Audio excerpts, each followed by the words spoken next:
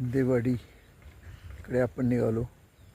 उजव्या बाजूला भुजरगड किल्ला दिसतो आणि डाव्या बाजूला समोर पालीचा डोंगर दिसतो.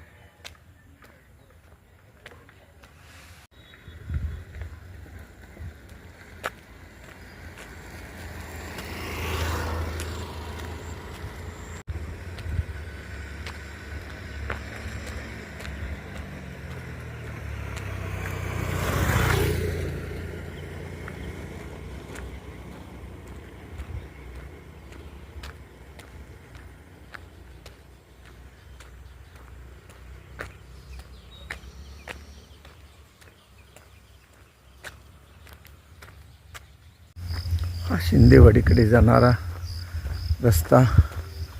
आम्ही या रस्त्यानेच दररोज सकाळी फिरायला जातो. आता संध्याकाळचे 5:30 वाजायला आले. ऊस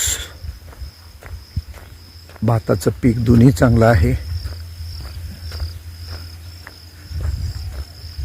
एका निवृत्त माणसाने एक छोटंसं फार्म केलेलं होतं. त्याच्यामध्ये केळीचं तर लावलेलंच आहे.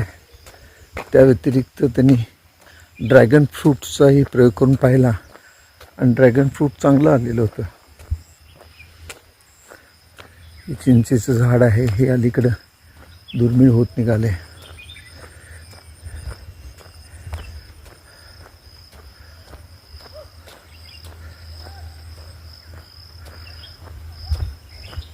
आता ग्रामीण भागामध्ये सुद्धा शेती करायला कोणी तयार नाहीत.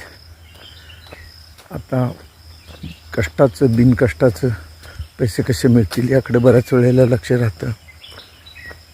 आणि हा पहा अतिशय रम्य परिसर आहे. म्हणजे हिमालयाची आठवण व्हावी असा भाग आहे.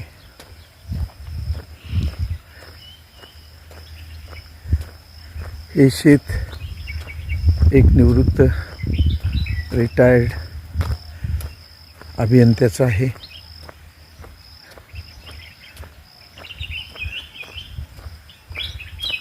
त्याच्या पलीकडे त्याच्याच भावाचं अतिशय सुंदर शेती करणाऱ्या भावाचं ते शेत आहे. मी आता कॅमेरा लावतो. तो पूर्व भाग आहे. त्या पूर्व भागाच्या डोंगरातूनच पालीच्या खिंडीतून गडिंग्लज आजरा उत्तूरकडे रस्ता जातो.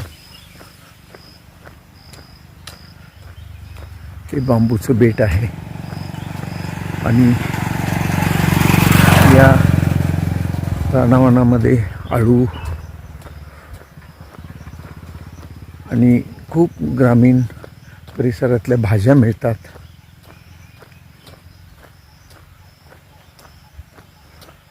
पूर्व बाजूला दिसतो तो डोंगर पूर्वेकडचा.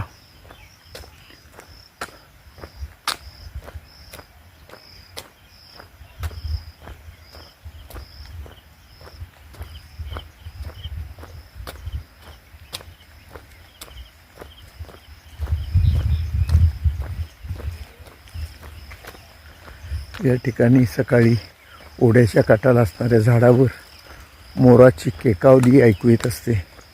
खूप पक्षी गुंजारव करत असतात. आता सुद्धा पक्ष्यांचा आवाज खूप येतो.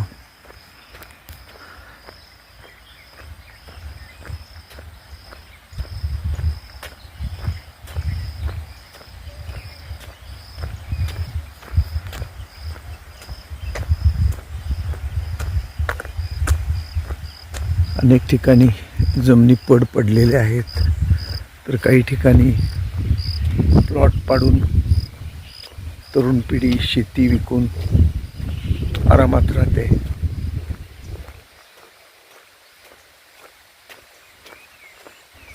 आता इथं ओढ्याचा परिसर आहे. स्वच्छ खळणारा ओढा दुर्मिळ झाला आहे.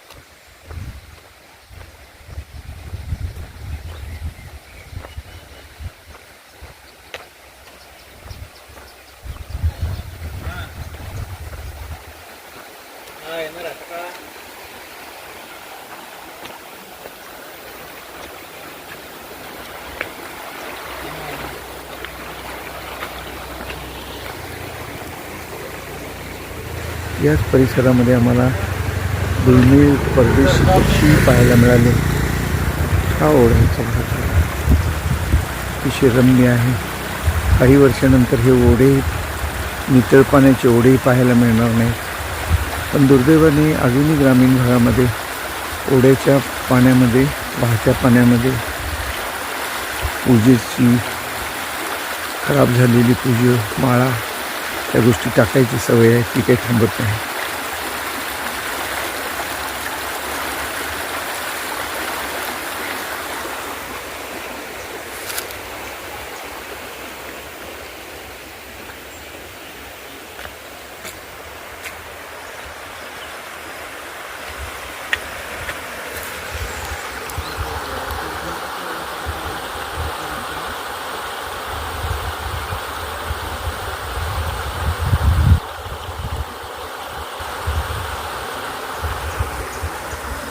ही धावड्याची झाडं, तिला अर्जुनीचं साल म्हणतात. ते अतिशय हृदय रोगावरती औषध आहे. आता ह्या ओढ्यामधल्या विहिरीच्या काठावर